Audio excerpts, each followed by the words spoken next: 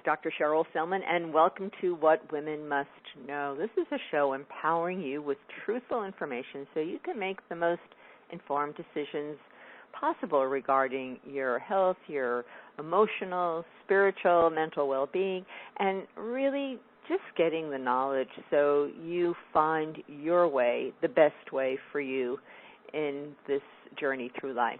And thanks for being with me today. It's always a fun time to have these great conversations and to know that we're all learning together. And for those of you who may be listening for the very first time, I hope you'll come visit me on my Facebook page, which is What Women Must Know. And you can also go to my website, which is drcherylselman.com. And either place, you'll be able to get the archived shows that I do on a weekly basis. Actually, I have two shows on Progressive Radio Network. So there is this one, What Women Must Know, and then I have a show every Saturday at 11 a.m. Eastern Time called The Love Code. And if you like me over on my Facebook page or sign up to my website, you will get both of those shows sent to you or posted, and you won't be able to miss out on some great conversations. So here is another conversation coming your way. We're going to be exploring what to do when you lose yourself in someone else. So that may ring some bells for some of you, probably for lots of you. We're going to be exploring how to really support your relationships without losing yourself. And my guest today is Nancy L. Johnston, who is a licensed professional counselor and licensed substance abuse treatment practitioner in private practice in Lexington, Virginia, treating adolescents and adults. She is a diplomat and a clinical mental health specialist in substance abuse and co-occurring disorder counseling through the American Mental Health Counselors Association, and a master addiction counselor. And she is the author of a brand new book that's just coming out called Disentangle: What to Do When You Lose Yourself in Someone Else. So it's my great pleasure to welcome Nancy to the show today. Hi, Nancy. Hi, Cheryl. Thanks for the invite. Well, thank you for spending some time with us today in your busy schedule. I know you really have a very full-on practice, so it's great that we've taken a little time to get you to be on the show and share this topic because it's a really interesting topic. Many years ago, I actually was a practicing psychotherapist, and I focused a lot of my time and learning on relationships. So it's a fascinating area. I did it because I wanted to be more resourceful in my own relationship, as most of us go into this field for ourselves.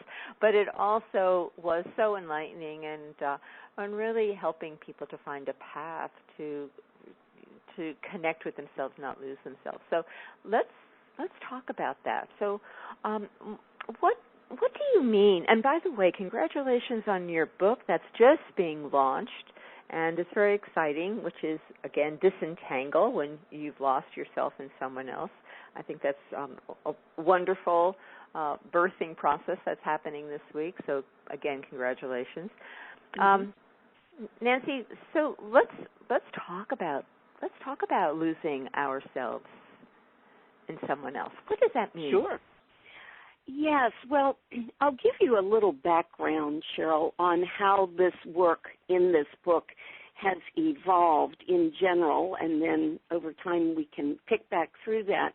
The work in this book goes back about 25 years, and that would be in the mid-1990s. And at that time, for both personal and professional reasons, I started tuning into this concept of loss of self in someone else.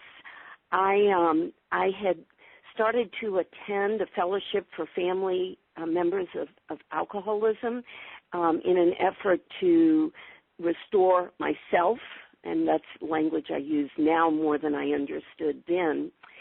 And so what I'm saying is I started noticing this issue of loss of self in others through alcoholic family systems, and nowadays we would say it's a very common phenomenon in any family system where addiction may be present.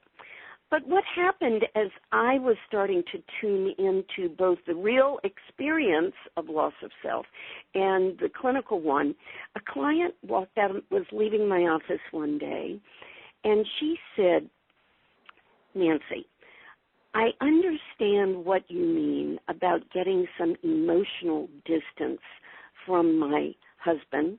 She said, "But how do you do that?" And Cheryl, I thought it was just a fabulous moment and question, because we can throw out these ideas of, oh, we'll just say no, or don't take it personal, or, oh, don't react to that.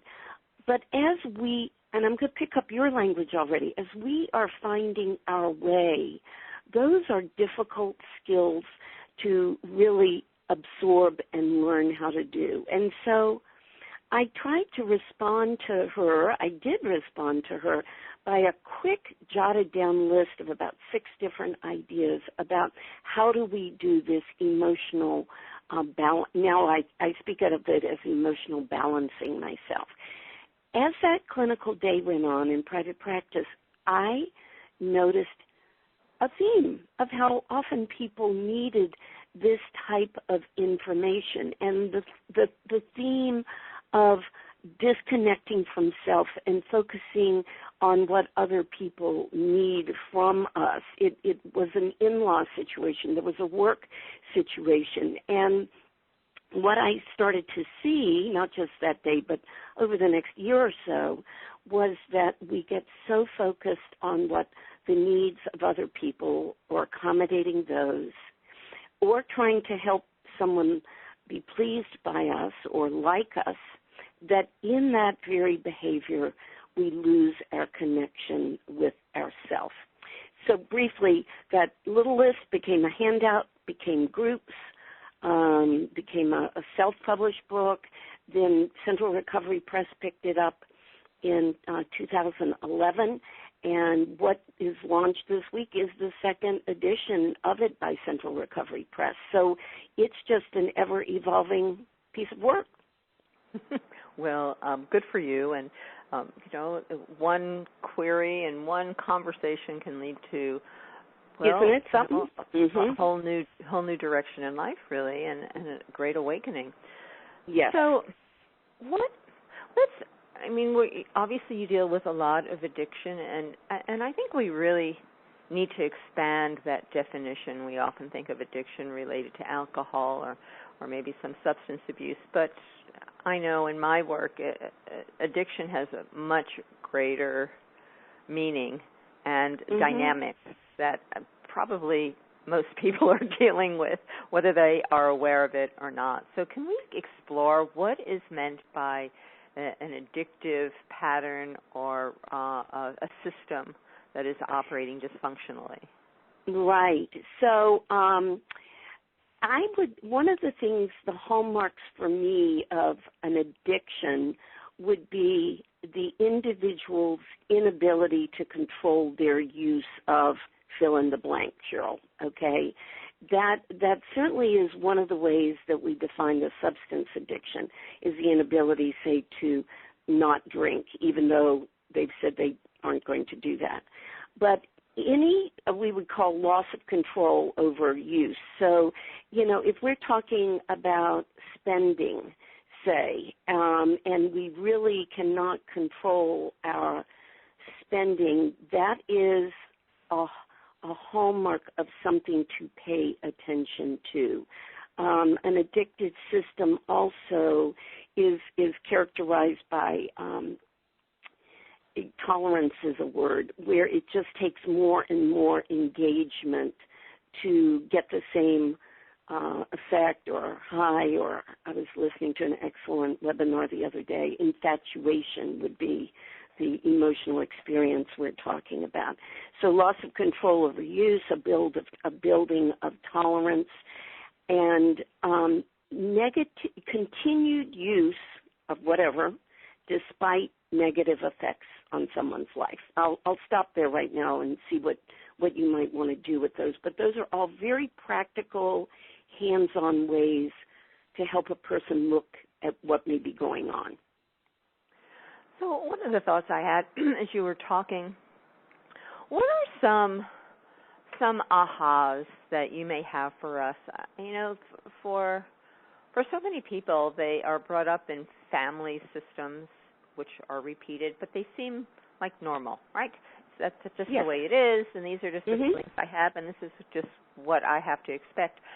What are some of the insights that you have that could be aha moments for people listening that makes them realize that there is a pattern operating in their lives that does not support their highest expression? Right. So I would say those ahas, let's take it, well, they're going to be a combination of listening to our thoughts, our feelings, our body, and our spirit, Cheryl. So let me be very concrete. So if I am finding that I am very resentful, that would be a classic program type word. If I am resentful, I'm the one, let's reel it back to me as the one who loses myself in someone else.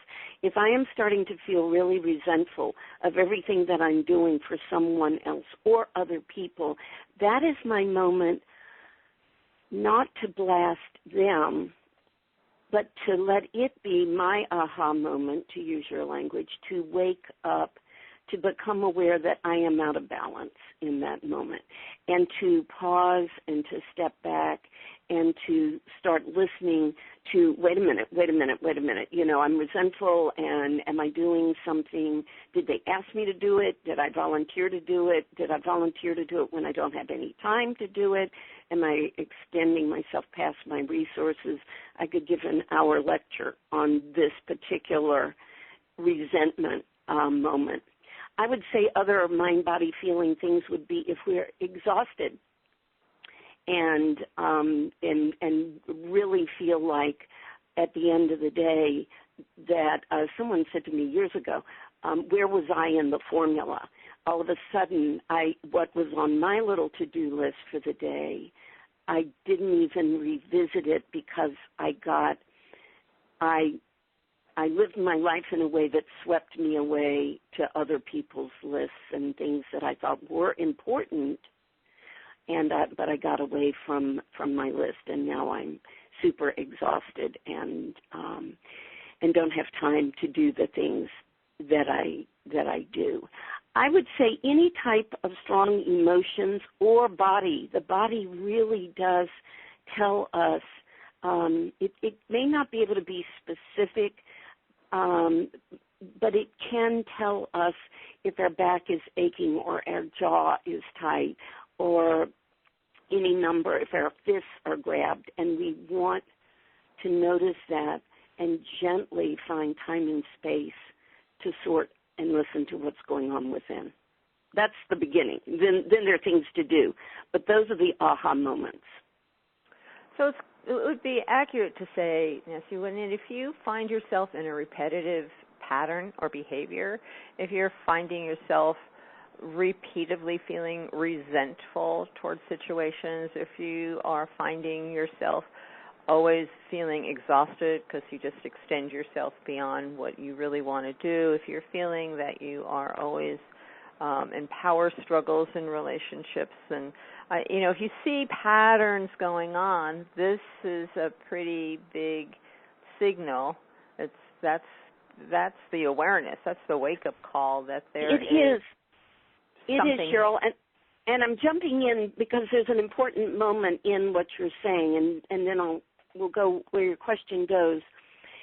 This aha moment, it's beautiful you're calling it, because this is the moment where we can either fall to the pattern again, which is to be upset with other people because they are asking of us, too much, or not responding to us, and we can keep that external focus. This aha moment wakes us up, and it is then the invitation not to be hard on ourselves. I'm very compassionate, but to say, wait a minute, let me shift this focus to my internal self and see what I'm doing and where I have some control in my life that could help me. So when we see patterns come up, especially if it happens more than once, you know it's a pattern.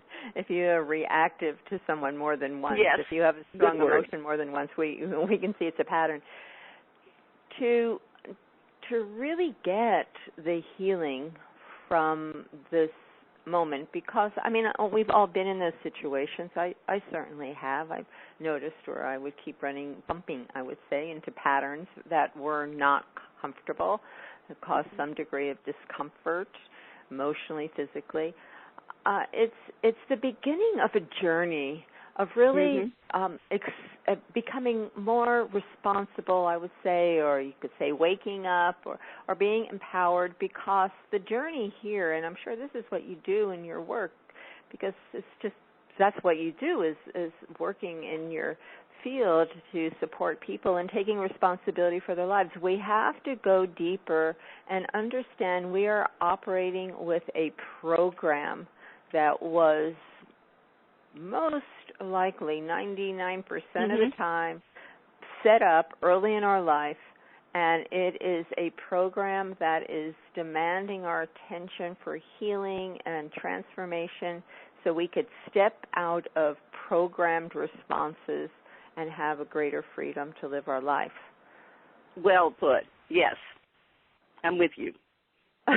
Right? So can we drill down a little deeper, because this is so important. This is the only way out of suffering, and suffering in relationships, suffering with our own sense of self, suffering with our body. We have to go deeper. We have to enter a place where we really examine and take responsibility of the models of the world that we lived with, that we've been kind of introduced to, that we are continuing in a way that it was never productive in the first place, and we've just kind of been programmed that way. What is really going on when you work with people? What are you wanting people to discover to truly be able to heal? Because it's not about stopping a pattern. It's about healing something, a wound deep within ourselves. Yes, and this is the second edition is greatly expanded in this direction, Cheryl, of looking at what about us has these patterns. I had it some in the first edition, but as I've worked with people, I feel like it is a really important area. So in the book, there are 4 areas of work. I'll just say them so the listeners. It's facing illusions, which is seeing the reality of things. Detaching, which is becoming responsive and not reactive. Setting healthy boundaries, and spirituality. The detaching section is where I invite the reader to go to do the digging down. We want to spend some time understanding what has us, again, to use your language, in these patterns. And to do that, I have an illustration of 3 concentric circles. In the center is the individual who I am. And that we can't really nature and nurture blur in together, as we know. But the basic core who I am, I may be basically a kind person, a considerate person, a patient person. The second ring around that is the family system in which we grew up. And the third ring is the social, cultural environment in which the whole family system was situated. All of those 3 areas are areas we can look into to understand why I, Nancy, have a pattern of becoming insecure and worried about how somebody else is feeling about me or whether I have done enough. So that's the general picture. Part of the work I do is to honor our basic nature. We haven't brought in the word codependent, but I am going to bring it in here, Cheryl. I don't dodge the word, but I feel like one of the essences of what it is this loss of self. That's a very short version of a lot of thinking. And I think that we each carry characteristics that I would put on a continuum. And at one end, if I am a fixer, a helper, on one end of the continuum, there's nothing wrong with that. But if I carry it down too far and lose myself in the process of that specific behavior, then it has become a problem for me. So when we go back to looking at this image of digging deeper and the family, the individual, I want to understand who I am, and basically, and then the whole family system piece opens up many wonderful opportunities. And I'll throw an assortment of ideas out, and you can say where it would be useful to go. We can look at roles we played in our family system that were functional then, but that have us locked into them as adults and really keep those patterns going. We can look at family rules that were in place, like don't trust or don't talk or don't speak. Claudia Black's work is who I'm citing here. And those, looking at those family roles, family rules, and seeing their effect on us and inviting us to change, to see what we would like to change.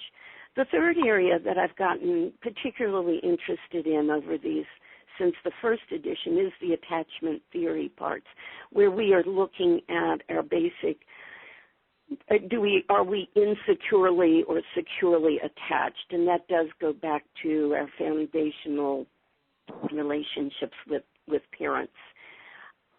Trauma is also in this list of things that the individual can be invited to look into. Again, it's just like you said, to understand the stuckness and the patterns. So I'll leave those words there and let you pick from that where would be good. Yeah, lots of family dynamics and ways to look at it. Well, yeah, so much to be said. I think the journey of healing where we can step out of these repetitive patterns, and the reason why we want to have a look at these repetitive patterns because they are a source of such frustration and such stress. So we can never really get our needs met. We can never really be heard. We can't really get the love we want. We get stuck in anger or resentment or feeling victimized, but not ever really stepping out of that role, having a strategy to not be a victim. I mean, these are patterns that are so prevalent that just initiate such a stress response within us that they ultimately will lead to some sort of physical manifestation, which is why this is critical work. We have to unravel the mystery of who we are and why we find ourselves continuing to do the same thing or be in the situations that create such levels of unmet needs and frustration. So right. So let's talk about that process, because obviously the first step, and before we go there, Nancy, maybe give us some examples, because I think it's really powerful when you tell some stories of some of your experiences with clients that may illustrate some of these points. Right. So let's work with Sharon Wegscheider Cruz's family roles. Those would be hero, scapegoat, lost child, and mascot. And so if I have a client who has been the hero in the family system, them coming to understand that that role is I always have to do everything right, and I have to keep everybody happy, and I have to make sure that I'm also a star sometimes, often. I'm the best in the class, or I want to make my family proud. And so that would be, often I am running into a client who wants to, let's say, I'm going to construct a hypothetical case. Let's say a client is wanting to not work full time anymore, and they can financially afford to do that. But they feel like if they were to, and they're exhausted, and their whole being needs to, and they're able with their job. It's only up to the individual about whether they're going to choose to take this part to go half-time or not. The pattern that they have probably been in, they decide, we look and we find that their pattern is this hero pattern, which is, no, I must tough on, I must do this, I must perform, and to do anything less than work full time would be not being in the hero role. And so the healing is the person noticing that, one, that's the role, and two, they need helping them find a willingness.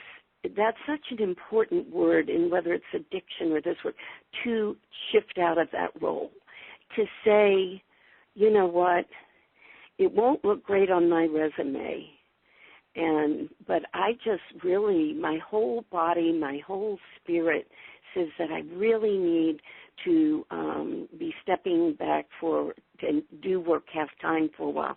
They have to be willing to make that change. Then there's a bunch of skill sets in order to be able to do that. And we want to help them build in self-talk that reassures them, I know why I'm doing this. My body and spirit are tired. I know I'm used to being the hero. See, that's where they tap back into the primary pattern. And at the same time, I want to be the lost child for a while. I want to have time in my day where I can go in my room and read. I want to have time in my day where everyone else is off doing their own things, and I don't have to be on my game 100%. Right. So that's one good example. Right. There's so many patterns. This is a journey really of through life of really coming to understand yourself. Most of us, if we don't have some degree of self-awareness, if we haven't looked inside, if we haven't investigated and recognized patterns that are not supportive of us, that they disconnect us, we can't really live a fulfilled life. And that connects us back to the spiritual journey that we are all on. Because therapy and self-awareness is really part of this spiritual awakening, where we can step out of patterns and really step into a more of our own inner authority, or a connection to a greater place of wisdom within ourselves. Does that make sense to you? It sure does. No, it sure does. I can give you another example that pulls from attachment theory, if you would like that, Cheryl. I'll take your direction here. So attachment theory is interested in, I'm going to speak very simply from the work of John Bowlby, where as a very young child, we learned to, because of the way our primary caregiver was with us, we learned to watch them and respond to them to do what is they needed or wanted, or what we thought would give us the love and reassurance that we wanted, that they wanted. And in the doing of that, it establishes within the person an insecure attachment. A secure attachment comes when the infant and child experience the parent being really tuned into them. Attuned is a word that is used, and able to reflect to the child, to the infant, who they are. So, again, an insecure client might present as always insecure, anxious. Let's say they are in a relationship with someone who is not very attentive, or not attentive at the level that the person would like them to be. My client will make 3 phone calls or texts for every one that they get back. And the insecure part of them continues to drive. There's the pattern, the approval seeking, the love seeking, the attention seeking. And it's by my client, with help, being able to stop and look at the nature of their insecure attachment, pursuing a relationship.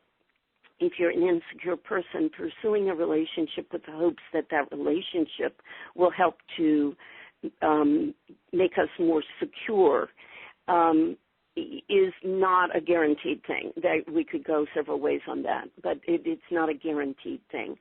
And so I want to help the client who's insecurely pursuing this other person to pause and gently look at this pattern of external seeking. And part of it, in this case with attachment issues, is the grief, going through grief. Cheryl, we couldn't talk about this deeper work without bringing in the word grief for what we didn't get or how we wish things had been, not in a blaming way, but in just a realizing what our experience was.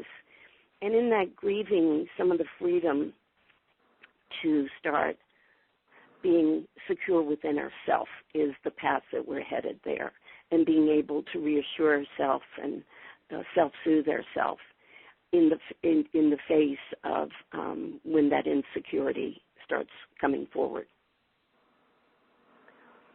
So many examples, and we can just see how these patterns of unmet needs, of programming of our families, we're looking at some therapies. We can even go back to past generations, past ancestors, past lives. But here's my question. What is it that you have found to be the most effective modality and strategy for creating permanent, lasting change? Well, my style is that to really, truly meet the person, to really be present with them, and to attune to them. I'm going to use some language from attachment theory, to really be making sure that they feel heard and noticed and understood. And I do believe that with that strength of the relationship with the person, that it helps them to unlock lots of wonderful stuff that is within them already. I have done some studying with a wonderful man named Harville Hendricks. You probably know who Harville is. Yes, yes. And he is best known for his book. First book is Getting the Love You Want, and he's written lots of books after that. And I've had him on my program before, and I've attended some workshops with him. I actually love the work of Harville Hendricks. And one of the things that always fascinated me, because Harville Hendricks has always he's been working with couples and working in relationships, and then he has expanded and has worked with children and probably everybody in one form or another, because the patterns that we have set up from our family dynamics get played out in all areas of our life. So you see them at work, you see them, whatever organization you may be in, you see all those family members seem to show up in another form, but the same dynamics, right? Yeah, that's the family roles. Yes, that's in my field, right, yes. So what has always fascinated me with what Harville Hendricks has said, and what really resonated with me, and the purpose of his work. So the purpose of his work, I shouldn't assume I know the purpose of his work, but what he was saying was one of his outcomes he's going for is that when people can be present and be heard and just be in a conversation with another person where the other person just acknowledges what they said, doesn't try to change them, doesn't question them, just responds like, "Okay, I hear you. This is what you just said. Did I get that right? Okay." You don't have to agree, but you just allow that person to be heard, which is a really novel experience for most of us. That there is a profound change that happens in the brain. And we step out of the limbic, reptilian, reactive stress response part of the brain, go into the frontal lobe. The frontal lobe would be the place where you can be more objective, where you can be more compassionate, where you can operate from a different way than you have as a reactive brain. And his work, as he said, is really to give people these new experiences of being safe in the world, of being heard, of being validated, which is actually changing our brain. And what he was saying, the bigger picture for his work, and there are many people doing powerful work, but that's someone I've been exposed to, the bigger purpose for what he does is to create peace in the world. And to me that is so profound, because we can only truly have peace in this world. It's not by treaties, and it's not by, negotiating. Ultimately, the only way we can have true peace in the world is when people are healing their wounded selves, and the part that operates out of that limbic system, that reptilian, reactive, fear-based part of our brain or consciousness. So, I agree. Yes. Yeah. So what are your thoughts about that, Nancy? Oh, well, I agree completely. That's very echoes what I was saying about my intent is to, whether I'm in a workshop or whether I am in a retreat or just in my therapy office, is to absolutely, and I follow the neuroscience too. I even the new edition, the second edition, it helps the lay reader into some of that neuroscience that we were talking about. But I think that everything he said is what I agree with. And I can tell when I, Nancy Johnston, am either rushing with a client, and either I've taken one jump ahead and I'm not with my client anymore, and the whole energy and the flow, I'm very tuned into that, is altered by that. Let's say, for example, a person says, I wish I could bring up a quick example, but let's say they were wanting to get a new computer. No, that's not a good example. They wanted to ask their best friend for some help. Okay. So what happens is I could, if I'm not careful, stay in what I call, Cheryl, a problem-solving mode.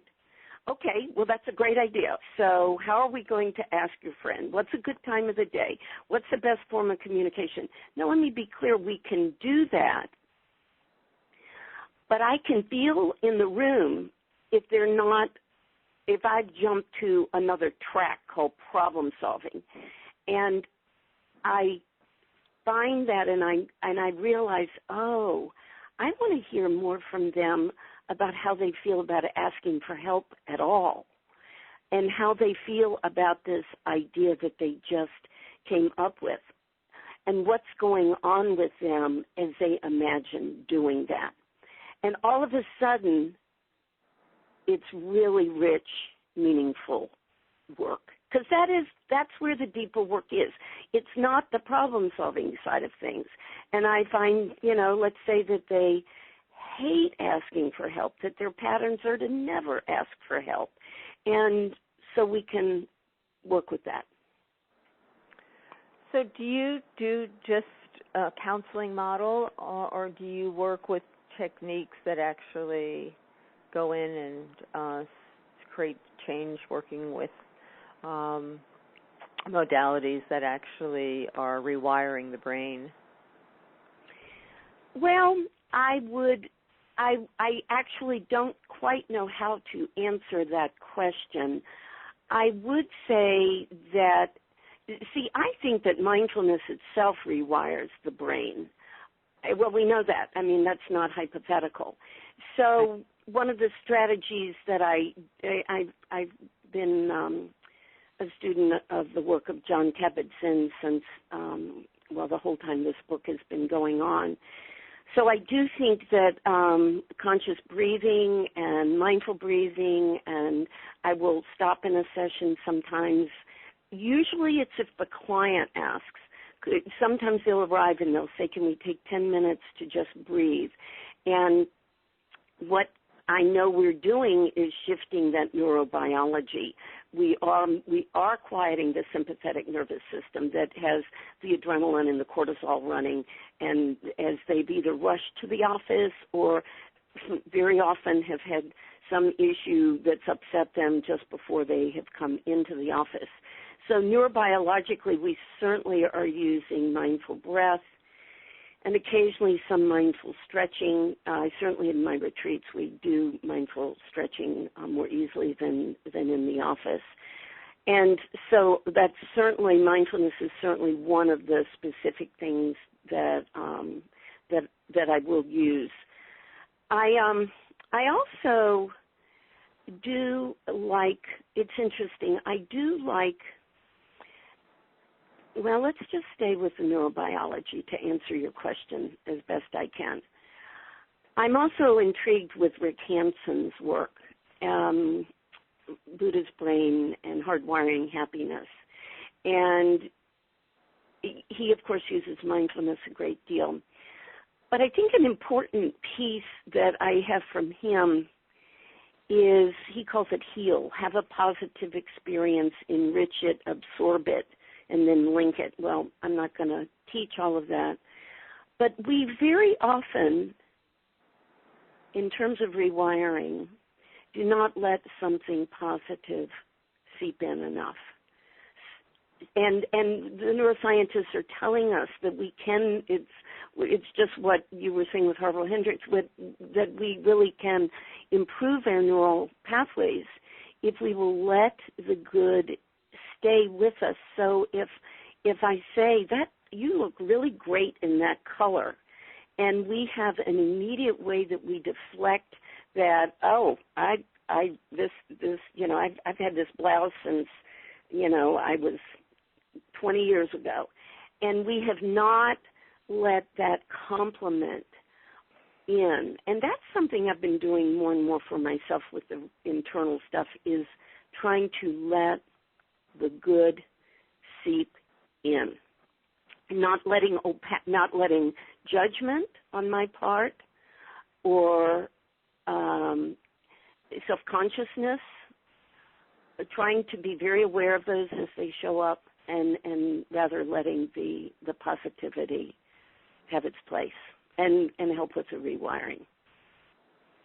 So what would you offer my listeners today? Some practical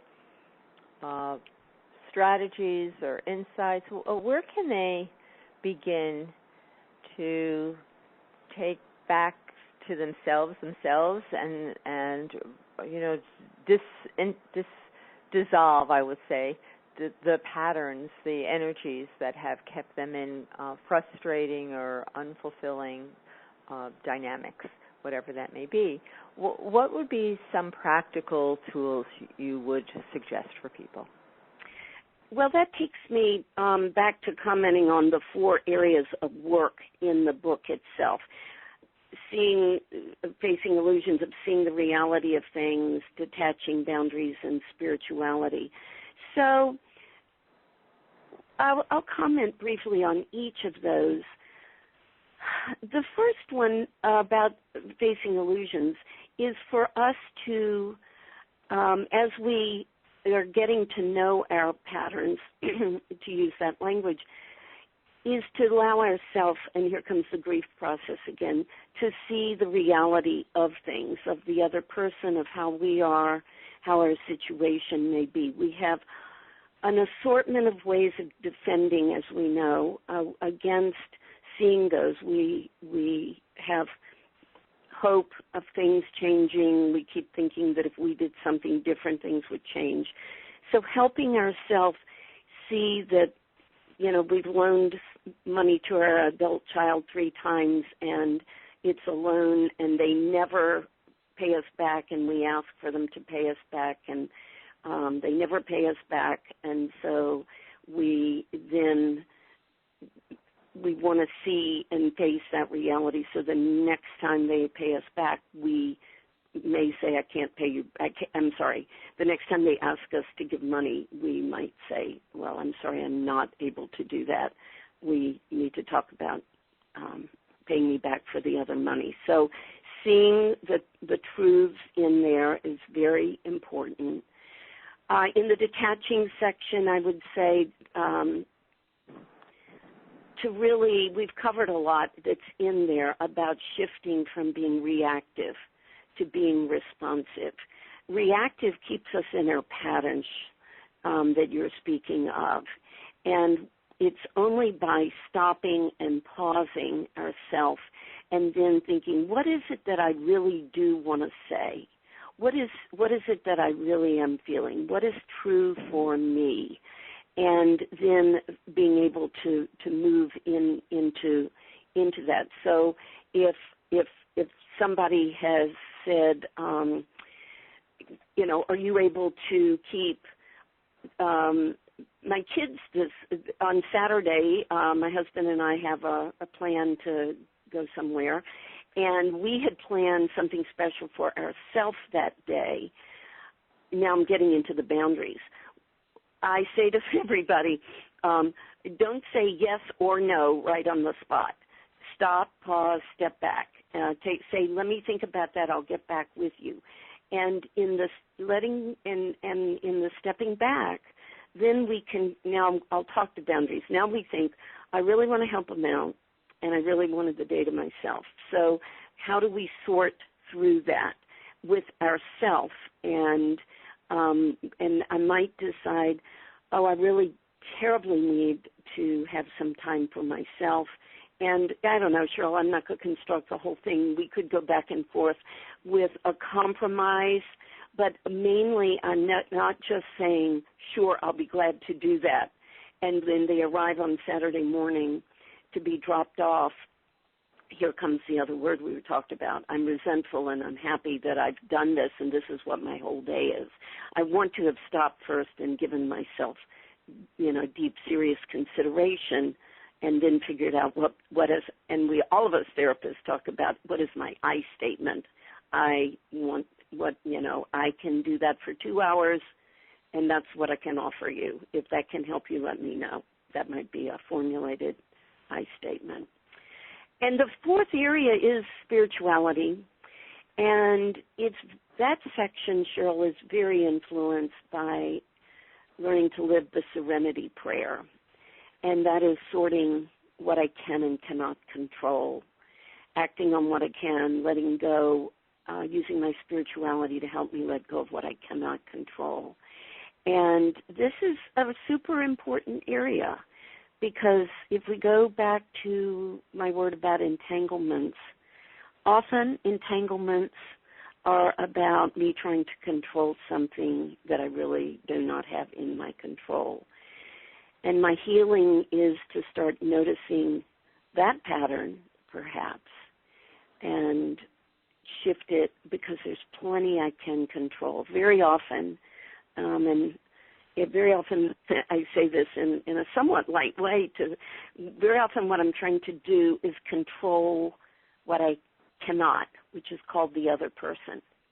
And I'm not controlling what I can, which is myself. Well, ultimately, that's what mastery is all about. And I think you have many skills.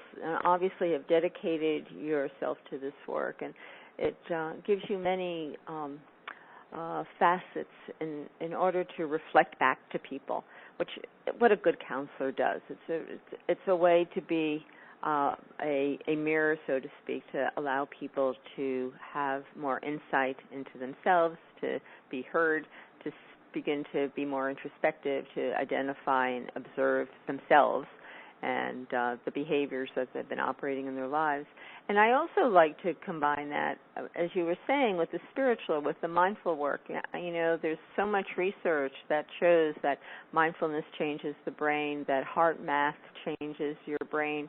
And ultimately, if we're going to step out of patterns, Nancy, I think you have to change your brain, because what wires together, fires together, and there's only so much we can change by talking, but there is so much more profound transformations that can occur when we work with the techniques that actually are getting into the rewiring of our brain. Because when you rewire your brain, you see the world differently. You have different behaviors. You have different responses.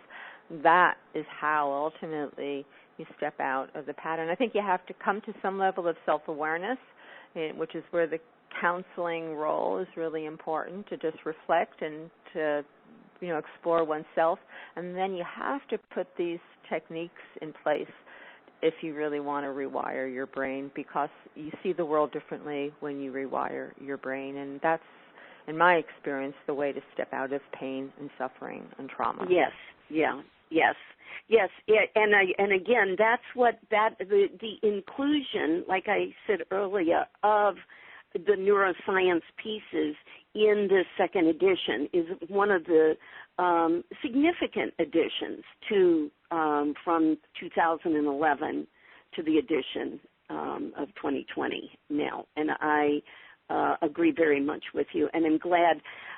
Usually what I'm trying to do is to teach it and impart it in a way, and Cheryl, I don't know if you're sitting there with the book at your fingertips or not. But yes, I am. If you go to the back, Appendix D, and again, the listeners, I can't explain this, but it's the diagram that's here is one that I created. I was speaking to a weekend retreat of varied sources of people, and I was wanting to know, the listeners, it's entitled Illustration of Neurobiology and Self, and it is a very simple but straightforward way of trying to teach what is going on in our neurobiology, and it basically is calling our reactive system our hot water heater, and us learning to draw out of our responsive, calm lake faucet instead of our hot water heater faucet. And yes, Cheryl, the more we work with things that help to change that wiring, the more we can control that faucet in that diagram. Yeah, and then we see possibilities that we didn't see before. We see options and behaviors that we didn't know that even existed, which is where it gets exciting, because then we find the answers we're looking for. And Nancy, this has been such a great conversation. I just want to let people know that your book, this second and updated and revised and kind of chock-a-block with more possibilities version of Disentangle has just been released, and the full title is When You've Lost Yourself in Someone Else. Disentangle When You've Lost Yourself in Someone Else, which has some great information, some great strategies. It will be a guide for people who are ready to make some changes and create more of the responses, situations that are more gratifying, how to step out of the past and into new possibilities. So this is an exciting new book, and I want to congratulate you. And let's let people know where they can go and find more about you and your work. Do you do virtual counseling now, Nancy? I do now, yes, and I'm laughing because I did not before March 16th, and now I do. Now I do. I should be clear. I am not taking new private clients. If people are interested in workshops or my weekend retreats, go to my website at nancyljohnston.com, and that is a form that I continue to expand. And yes, we're in a pandemic and we're not doing those things right now. I am hopeful one day I will return to that work. I'm sure you will. All things shall pass. I agree. I agree. I'll let that good seep in. There it is. It'll pass. Why not? It doesn't cost anymore. Well, it's been an absolute pleasure having you on the show today, Nancy. Again, congratulations with the release of the updated version of your book, Disentangle. People can learn more about you and your work at Nancy L. Johnston. That's with an S-T-O-N at the end. Yes, thank you. And just wishing you the greatest success in all that you do. Thanks for being with us today and sharing your wisdom. Thank you, Cheryl. And to all my listeners, thank you for joining me for another opportunity to have some wonderful, thought-provoking conversation. And remember, I'm here every Thursday. Go to What Women Must Know or Dr. Cheryl Selman so you can get all of the archive shows. And until next week, always honor the wisdom of your feminine self. Bye for now.